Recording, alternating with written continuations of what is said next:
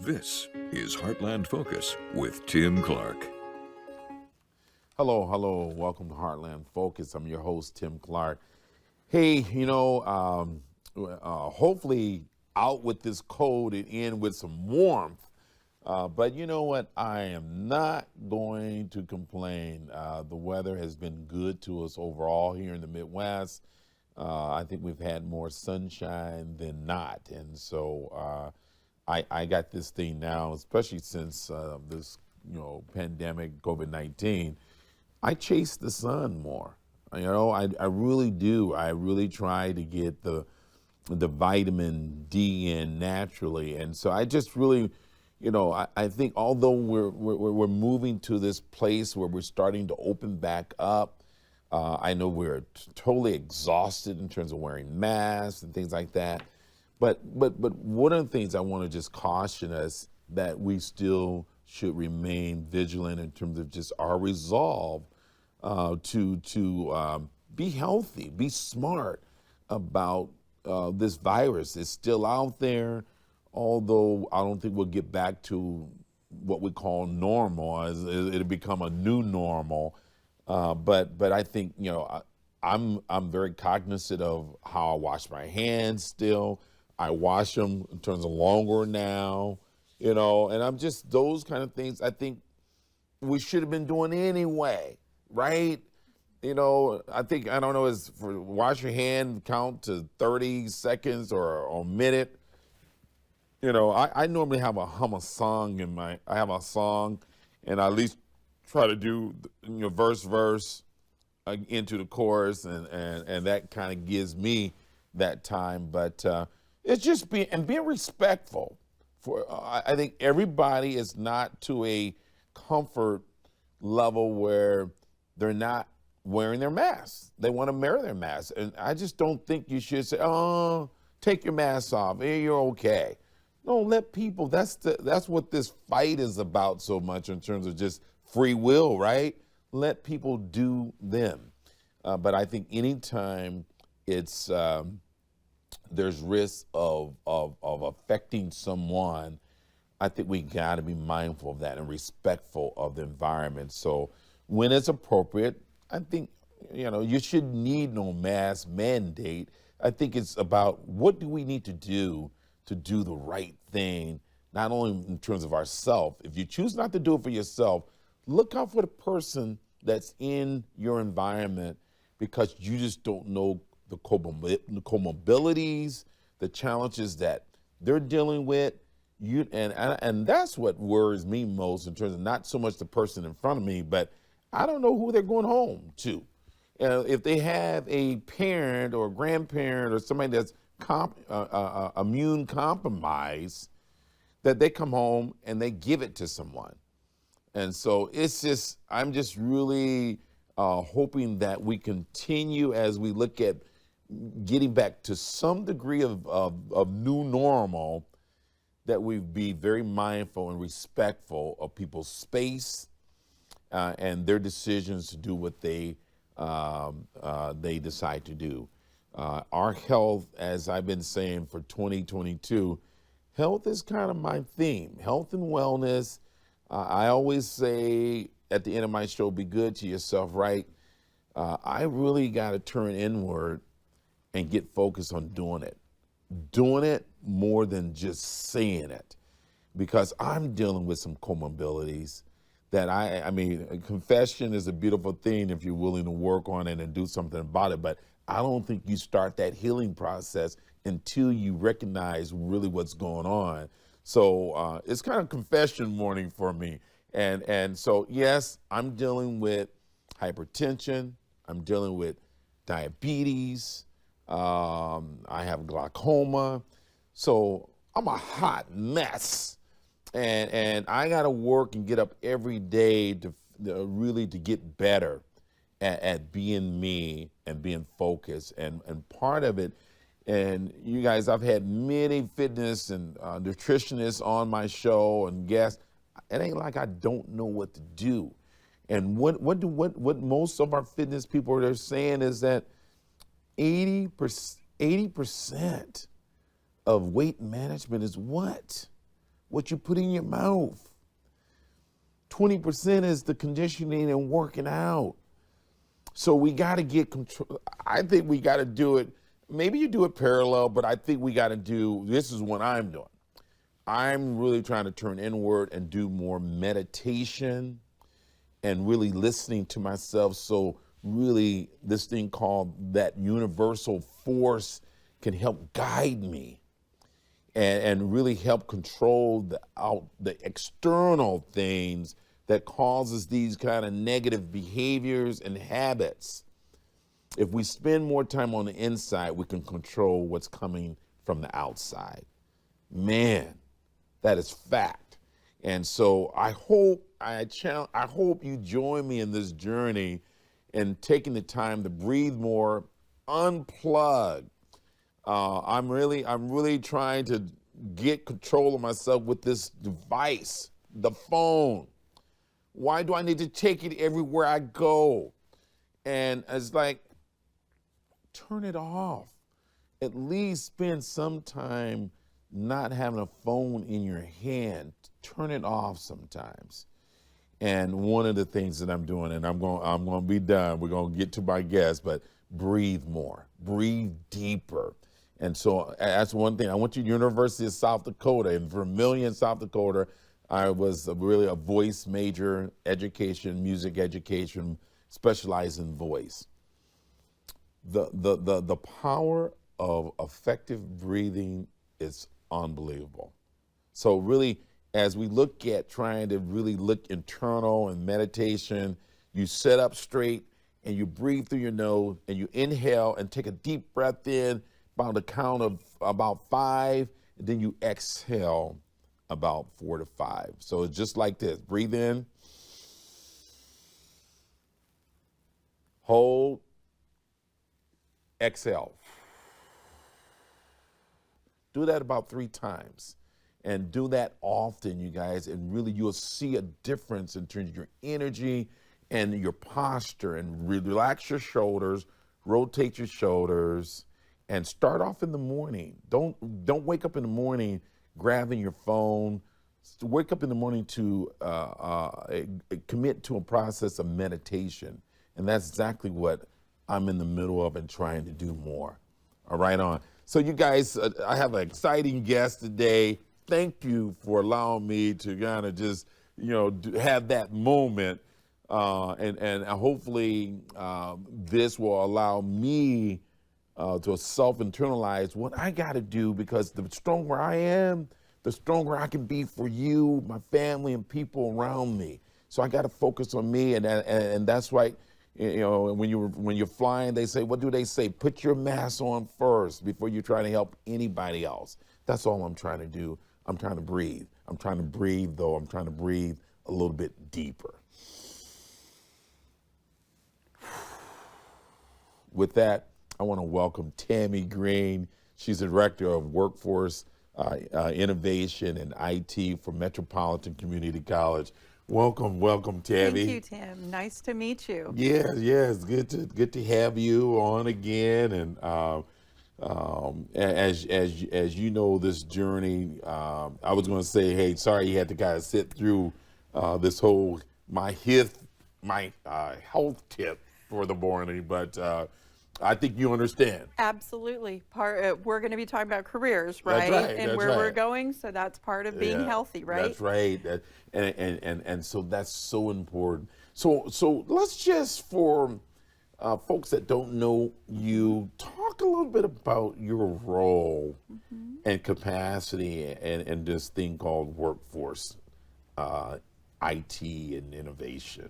What does that mean? What are you talking about? What are we talking about here? Well, at Metropolitan Community College, we now have an opportunity to really develop support systems and educational programs that help bridge people into training programs. Okay. That's what I get an opportunity to go to work and do every day. Wow. Is to support people as they go through training. And that is a key and the heart of workforce and IT innovation. We also look at, like we said, IT innovation. Right. Innovative ways that we can meet the workforce need in our community, particularly around technology. Yeah. Now, now this whole thing of innovation and innovative ways to meet the needs of industry. Talk a little bit. Let's go a little deeper in terms of that, because you see a lot of industries now. What I'm hearing, the state of, let's look at the state of Nebraska. I think unemployment is below 3%. Yes. Right. And so workers are becoming very, very difficult to find. Yes. And so, as someone that may be looking at this this show this morning, Tammy, what would you say in your interaction with industry? How do we prepare them for really what's next when you think about not now, now you got to do this, but what's next? And what I want you to do, we're going to take a short break. When we come back, let's talk about what is driving. Absolutely. Because you wake up and go to job because industry is driving something, right? Absolutely. So let's talk about that. Let's talk about that driver. When we come back, you guys, you're going to hear from Tammy Green at Metro Community College. What is industry? What are they driving? What is the demands and the needs that's happening right now that have caused you to increase your salaries and your pay and move from jobs to careers? Stay with me. I'll be right back. Hey, welcome back to Heartland Focus. My guest, Tammy Green. Tammy, thank you for being here. I want to jump right into it because we talked about in terms of unemployment is very low for the state. Some of the pockets, though, they're not double digits, but they're 9%, 8%. When people are looking at how do I skill up to get my money up, to get my salary and all that kind of stuff, what is industry looking for? What is this thing? Well, they're really looking for somebody who has not only the skill sets to do the job, but also the work ethic to do the job. And that's where we're here. We come in and we have career coaches that work with individuals to make sure that they have the skill sets needed for the job. They also match a person's skills and what they bring to the table for an industry or for a job. They match that up with the actual job. It's everything from healthcare to information technology. We have a series that we're running right now through a couple of grant projects that we are doing with the Department of Economic Development. One of those is the opportunity for people to go through the CompTIA IT A+ certification program. And then we have another award. No, let's pause there. CompTIA certification program. Break that down for folks that may not know in terms of what we're talking about here. And then what's the end game in that? Good. So with that program, it is basically a certification program that links itself really to the front entry-level position as like a help desk, an IT help desk. The person you call that says, hey, I can't get my volume turned up. There's my something emails wrong with are not coming through. Yes. That's what it helps. It helps to get somebody who's really interested in going into information technology or into the IT field. That is usually the entry-level position. And truly people, wage earnings are right around $25 an hour for that entry-level position. Entry level? Absolutely. So when you're talking about short-term certification, what do you mean? Is that 6 months, 10 months? What are we talking about in terms of to be able to reach that end game of getting, from start, finish to job placement?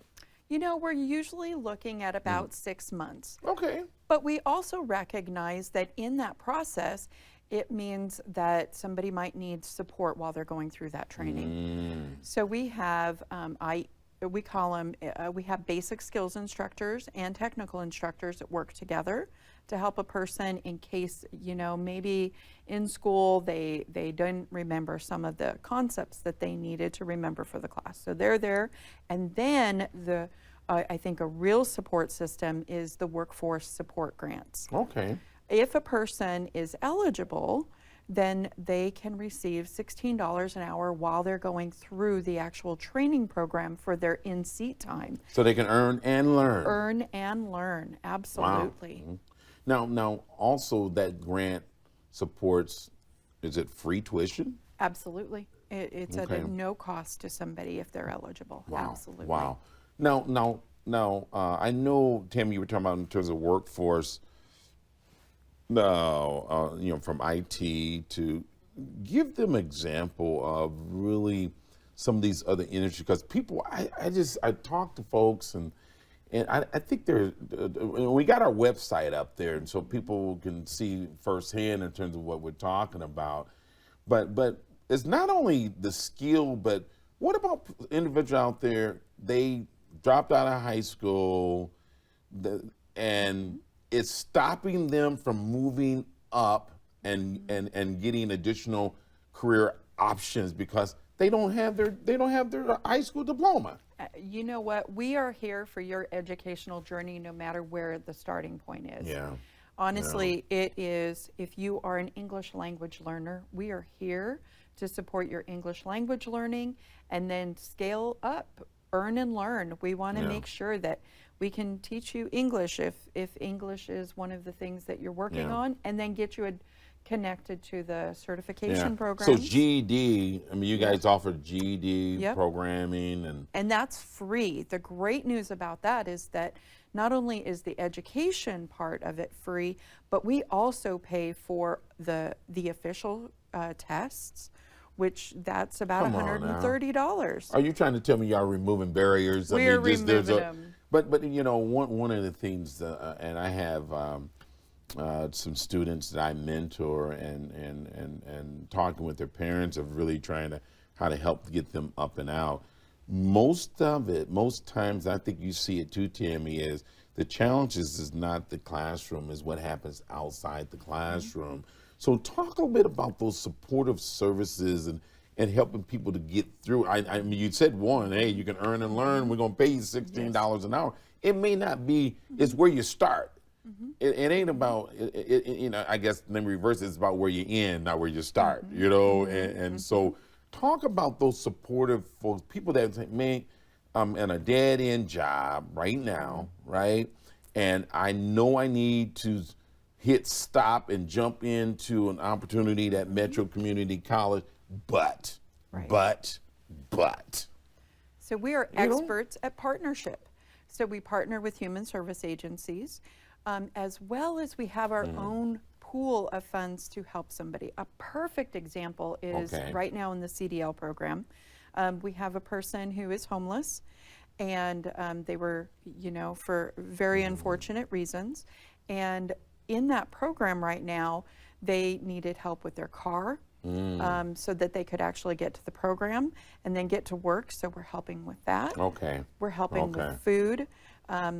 And we're also connecting them to case management services so that they can get into a house while they're going through the training program. So it's really a very wraparound support system that we have in place. So it really is, that's at the core of really MCC, is we meet you where you're at. Absolutely. And that's a testament to doing what we've been saying we do. You know, when you're ready, you know, we're here for you. We're here for you. Absolutely. Yeah, we're here for you, and we're not going to judge you. We're going to meet you where you're at. I think that's awesome in terms of you do that. When we come back, we're going to take a break. But when we come back, I want you to give some of the folks some ideals of industries that really will not only be now, Tammy, but that they should be looking at in terms of the next 10 years. What are some of the high demands? And I want you to explain this thing when we come back. I always hear this H3s. The heck is H3s? Okay, but don't tell me now. Let's make them wait for it. But explain the H3s, okay? Okay. When we come back, you guys, we're going to talk about H3s that really industry they're calling for, demanding in terms of just this thing called H3s. Stay with me, and you'll find out what we're talking about in terms of H3s. Hey, welcome back to Heartland Focus. Okay, Tammy, this is good stuff, man. I appreciate you taking the time, and we're gonna have you come back often because this is important as we look at trying to skill up the greater Omaha area. And I know particularly in North Omaha, they're looking at how do they attract big boxes. And I keep hearing the words, and I hear Mr. Tony Goins, and I hear you say it all the time too. But I hear, folks in the economic world, H3s, that we're trying to attract H3s in the greater Omaha area, particularly North Omaha as well. So what are we talking about, H3s? So H3 stands for 3 top points: high wage, high skill, and high demand. Okay. So those industries that even for the next 10 years, that would be healthcare is one of those: high wage, high skill, and high demand. So when you go into that job, there's a good chance that, one, you're going to find a job fairly easily. It's going to pay you above a livable wage. So now we're talking about life-changing wages. And it does require some skill, and That's right. we're here for you for that. Phlebotomy, we're getting ready to kick off a phlebotomy. You know, the people that go and they're pulling the blood out of your arms. Somebody's got to do it. You know, those would be a position into the healthcare. It takes some skill, but it leads to a high wage job, and it's a high demand. So our career coaches help people get into those jobs. And then businesses work with us very, very closely for employment. When you think about the pandemic and what it caused, and it caused a lot of companies to pivot, in your estimation, what kind of demands did that create in the workforce as people are looking at trying to identify a career that they should jump into and to get that skill? Well, the great news is that there are a lot of industries that a person can go into. IT, of course, we talked about that. Healthcare, manufacturing, the trades, construction, education, welding, electronics, electricians. Those are some really key industries and really key professions that pay very, very well, that helps a person change, move out of those $11, $12 an hour jobs into $25 an hour jobs. That's right. And even like, I think you said welding, and I'm starting to see that more females are getting into what some would say non-traditional jobs for females, but welding, utility work in terms of just those people need those skills. Now you look at, Tammy, I don't think you're saying that, okay,